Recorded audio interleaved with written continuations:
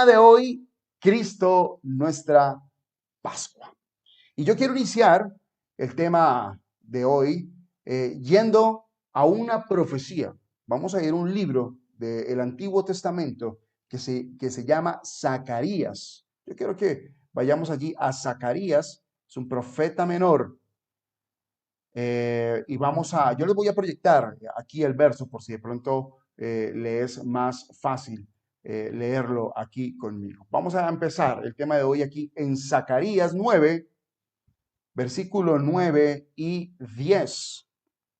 Voy a estar leyendo este mensaje de Zacarías en la nueva versión internacional. Dice así: Alégrate mucho, hija de Sión, grita de alegría, hija de Jerusalén. Mira, tu rey viene hacia ti, justo, victorioso y humilde.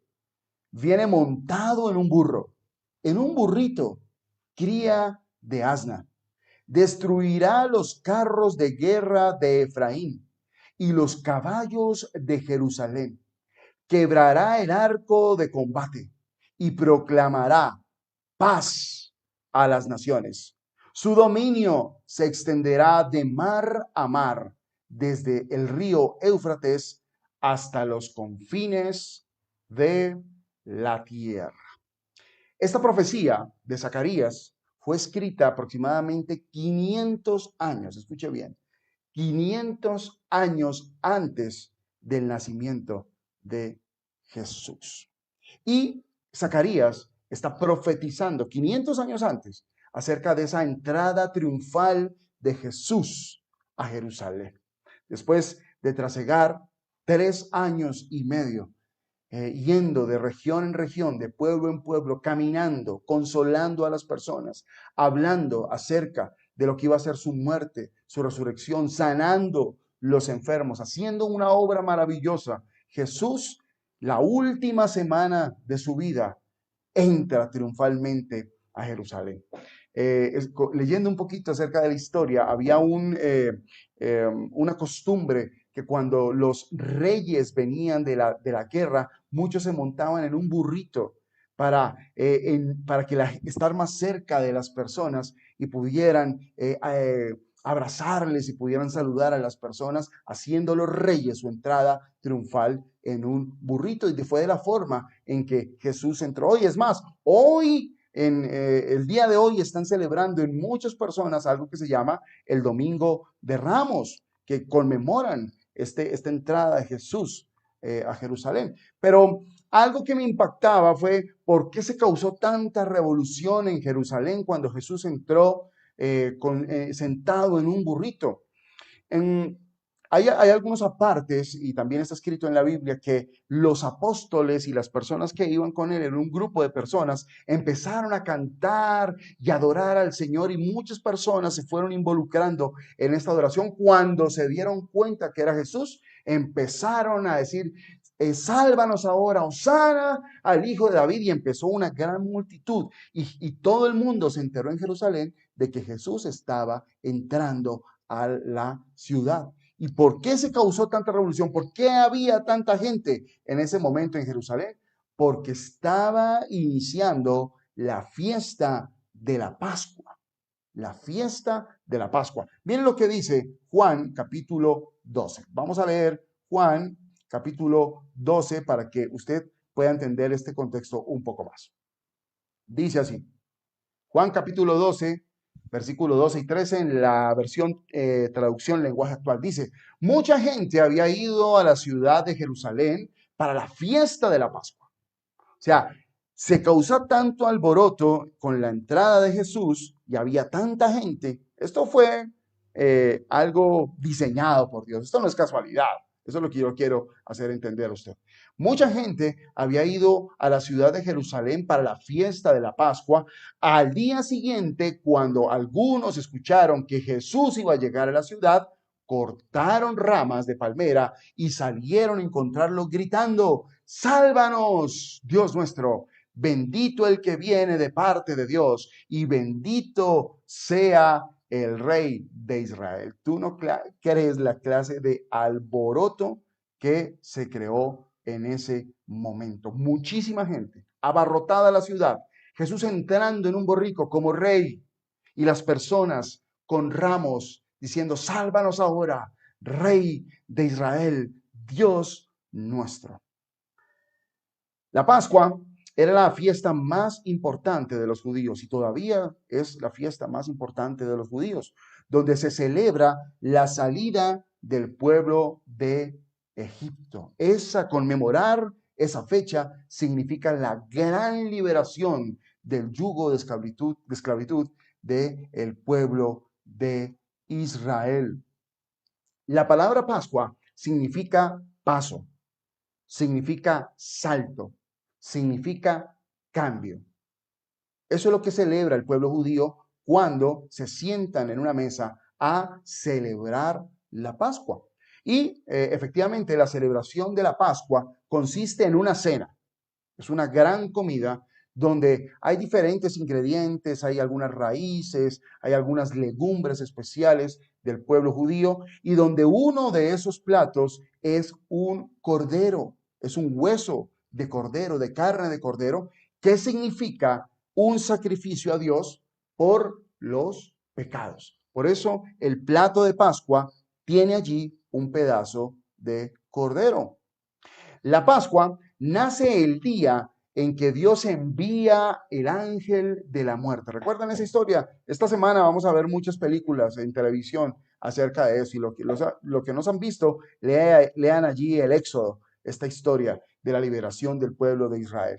Entonces la Pascua, la primera vez que se conmemora la Pascua, es el día que Dios manda, Dios dice, ya, los voy a liberar ya de la esclavitud de Egipto, va a ir el ángel de la muerte a visitar a todos los primogénitos y de la única forma en que ustedes se van a salvar y van a salvar a sus primogénitos es que tomen un cordero santo y sin mancha, un cordero virgen, lo sacrifiquen y con esa sangre van a pintar los dinteles, los marcos de sus puertas y ventanas y la carne que de ese cordero la van a comer esta noche en una cena mientras que el ángel de la muerte pasa y mañana, al otro día, será la gran liberación del pueblo de Israel.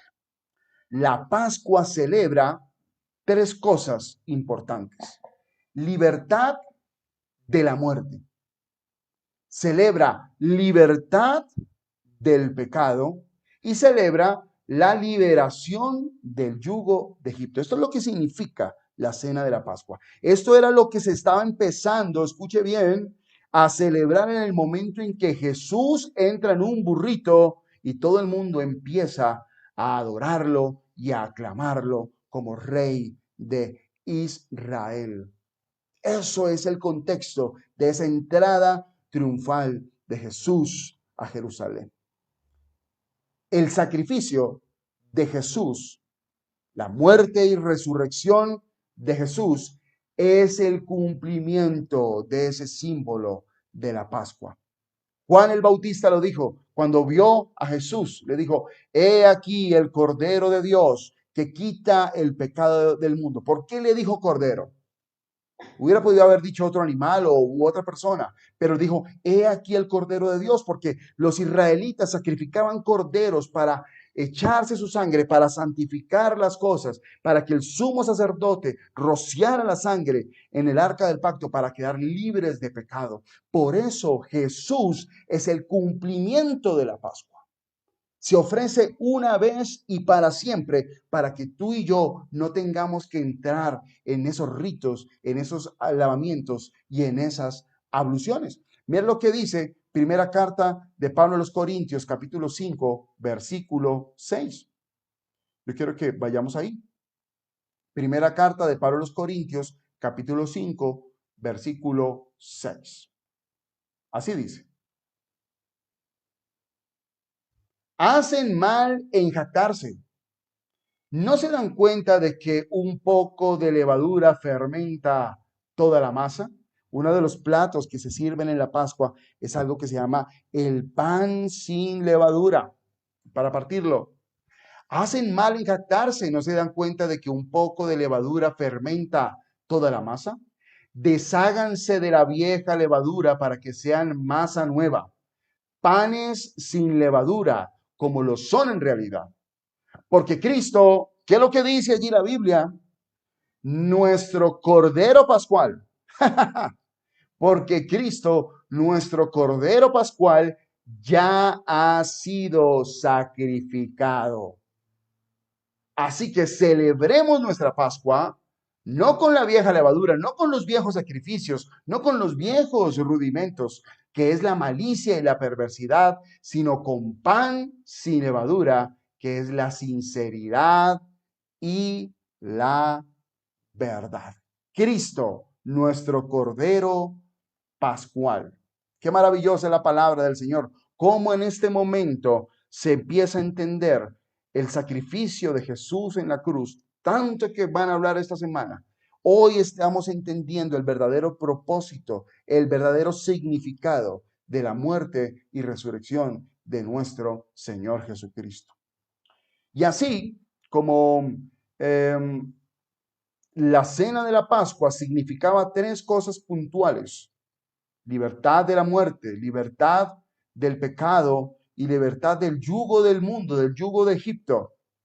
Hoy Jesucristo significa lo mismo para nosotros en este nuevo pacto. Por eso Jesús es la consumación de la ley.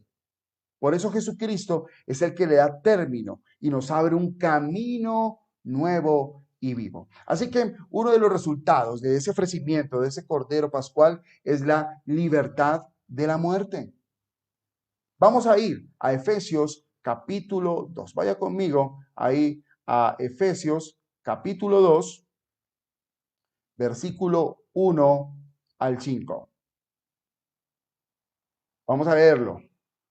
Mira cómo Jesús se vuelve, ese Cordero Pascual se vuelve libertad de la muerte. ¿Y sabes qué es libertad de la muerte? Antes de ir al verso, ¿sabes qué es libertad de la muerte? Es saber que tenemos una salvación eterna. Libertad de la muerte es perder, que la muerte perdió autoridad sobre nosotros, porque Cristo Jesús ganó esa autoridad. Inmediatamente dejemos este plano, esta tierra, vamos a estar con nuestro Dios. Ya no, la muerte no nos separa del amor de nuestro Señor Jesucristo. La salvación eterna, salvos para siempre. Miren lo que dice. Ahora sí vamos al verso. En otro tiempo, ustedes estaban muertos en sus transgresiones y pecados. ¿En qué tiempo? Antes de la cruz, en los cuales andaban conforme a los poderes de este mundo. Se conducían según el que gobierna los aires, según el espíritu que ahora ejerce su poder en los que viven en la desobediencia. Verso 3. En ese tiempo también todos nosotros vivíamos como ellos, impulsados por nuestros deseos pecaminosos, siguiendo nuestra propia voluntad y nuestros propósitos. Como los demás, éramos por naturaleza merecedores de la ira de Dios. Y mira, pero Dios, diga ya en su casa, pero Dios, que es rico en misericordia, por su gran amor por nosotros, nos dio vida con Cristo, aun cuando estábamos muertos en pecado. Por gracia, ustedes han sido salvados. Maravilloso, ¿ah? La salvación por gracia, sin hacer absolutamente nada, sin ganarnos por nuestro esfuerzo. Dios nos regala ese milagro maravilloso a través de el Cordero Pascual, a través de la muerte y resurrección de Jesús, del Cordero de Dios que quita el pecado del mundo. Nos da ese don maravilloso, nos da esa libertad de la muerte y es esa salvación eterna. Somos salvos por gracia. Diga ya en su casa, yo soy salvo por gracia. El segundo punto o el segundo objetivo de la muerte de Jesús como Cordero Pascual es que nos trae libertad del pecado. Los seres humanos, antes de la muerte y resurrección de Jesús, había algo que nos impedía el acceso a nuestro Padre. Por eso siempre había que acudir a terceros, al sumo sacerdote, al sacrificio, a la ablución, a cortarle el pescuezo al pollo, a sacrificar el cordero, a una cantidad de ritos y de cosas para poder acceder a la misericordia de Dios y poderle pedir perdón por las diferentes faltas. Cuando Jesús se ofrece en la cruz del Calvario, nos da algo que es la libertad del pecado. Quitó de en medio de lo que nos separaba, ese conflicto que había entre el hombre y Dios, quitó el pecado por medio de la sangre de Jesús para que tengamos libre acceso a nuestro Padre Celestial y a todo lo que Él tiene preparado para nosotros. Es otro beneficio del Cordero Pascual. Mire lo que dice Hebreos, vamos a leerlo, Hebreos capítulo 9. Hebreos capítulo 9, versículo 24. Hebreos capítulo 9, versículo 24. Dice así.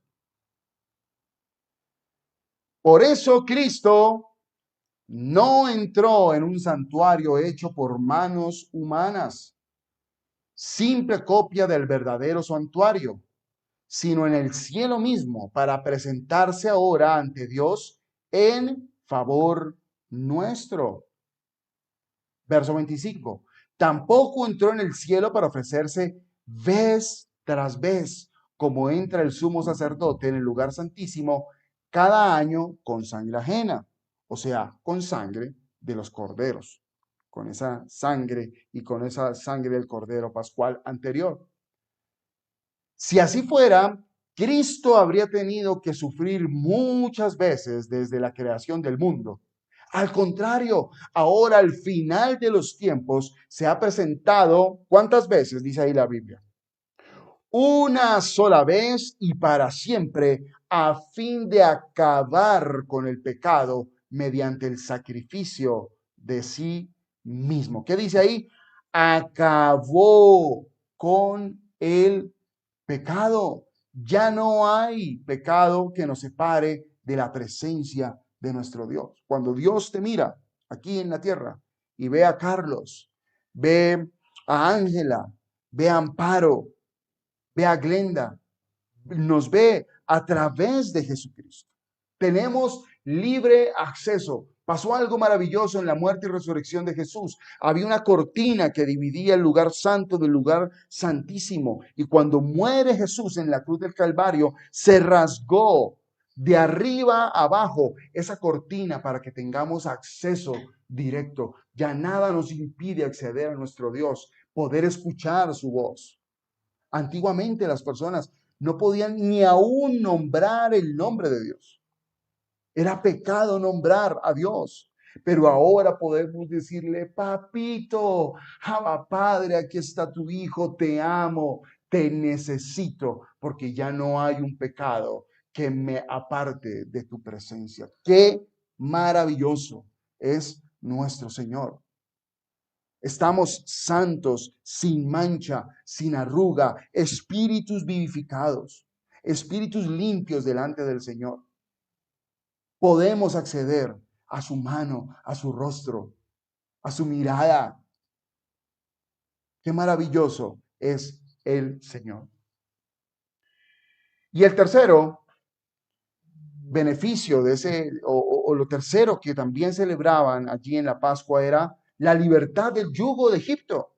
Egipto siempre ha sido relacionado como el mundo, ¿no? Como lo que nos rodea, como todas estas seducciones que tiene el mundo, todas estas cosas que pueden afectar de una manera u otra que nosotros estemos conectados con el Señor. Pero hoy, a través de ese Cordero Pascual, y me refiero a hace 2000 años, en la muerte y resurrección de Jesucristo, tenemos libertad de ese mundo. Podemos decidir, escuche bien, como decía Pablo en primera carta a los Corintios, capítulo 5, podemos vivir con sinceridad y con verdad. No en malicia, no en deshonestidad, sino podemos vivir, podemos tomar una decisión de vivir con sinceridad y con verdad.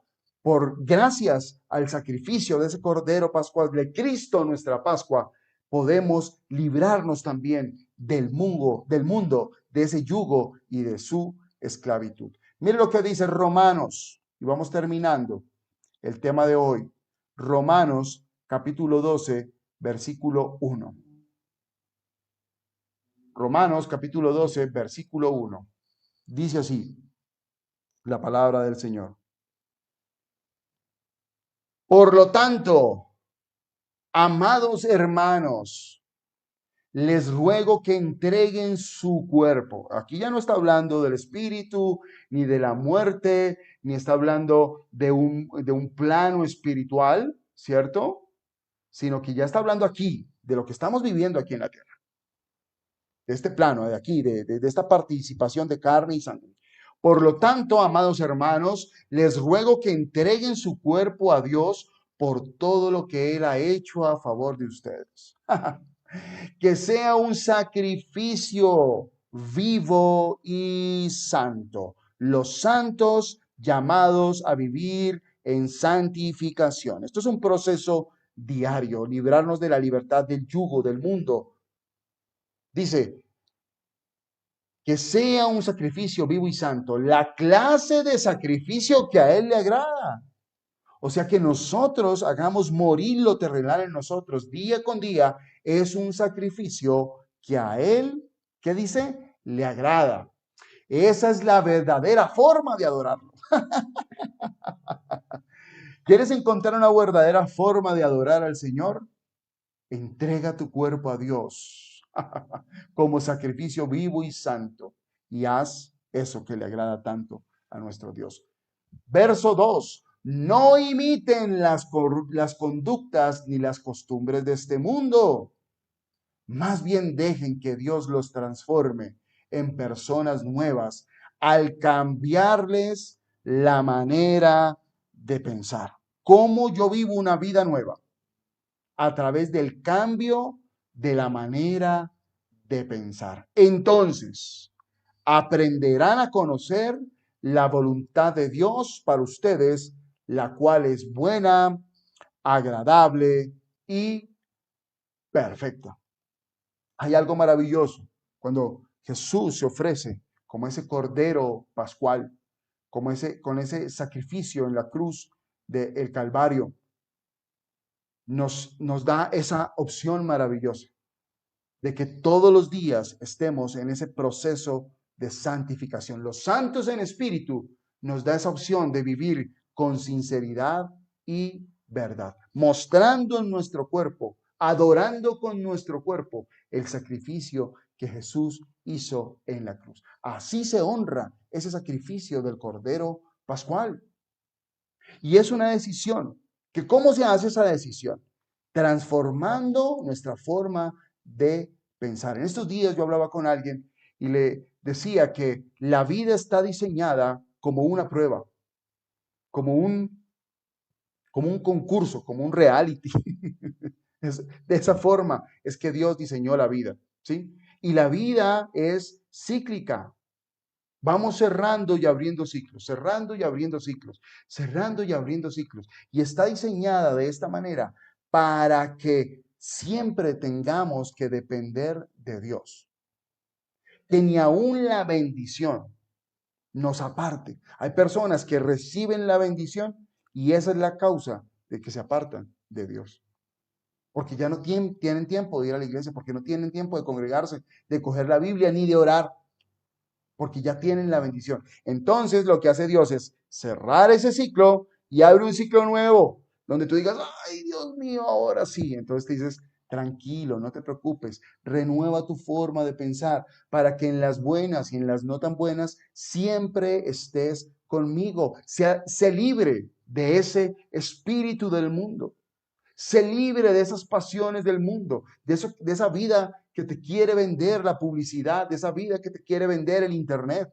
Sé libre de eso. Hoy vive renovando tu mente y sé agradecido porque yo soy tu Cordero Pascual, dice el Señor. Gracias, Papito Dios, por tu palabra. ¿Cuánto le dan gracias a Dios por la palabra? Vamos a orar, vamos a decirle y vamos a dar gracias al Señor por esta palabra maravillosa. Señor, te damos gracias por este momento maravilloso que nos das para entender lo que tú has hecho en la cruz del Calvario por nosotros.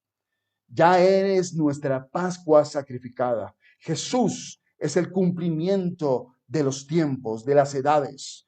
Es el cumplimiento de los espejismos. Es el cumplimiento de las abluciones. Jesús es la perfección y ese Espíritu de Jesús habita hoy dentro de nosotros, la perfección tuya. Hoy te doy muchas gracias, Papito Dios, por enseñarnos a través de tu palabra los beneficios de la cruz. Qué lindo es saber, Señor, de que tengo una salvación asegurada. Qué lindo es saber, Señor Jesús, que tú, Papito Dios, quitaste el pecado en medio y puedo relacionarme contigo, que te puedo ver cara a cara como en un espejo. Y qué lindo también es saber, Señor, que puedo tomar la decisión de renovar mi mente y de ser libre de la esclavitud del mundo, Padre Santo. Y vivir una vida en amor. Vivir una vida, Señor, entregado a tu obra. Una vida, Señor, entregado a tu designio, a tu voluntad, que es buena, es agradable y perfecta. Gracias, Señor, por tu preciosa palabra. Danos una oportunidad esta semana de poder compartir esta palabra con alguien para que empiece a renovar, a pensar de una forma diferente. Te damos gracias, Señor, en el nombre poderoso de nuestro Señor Jesucristo. Amén y amén. Gloria al nombre del Señor. Y si usted puede allá.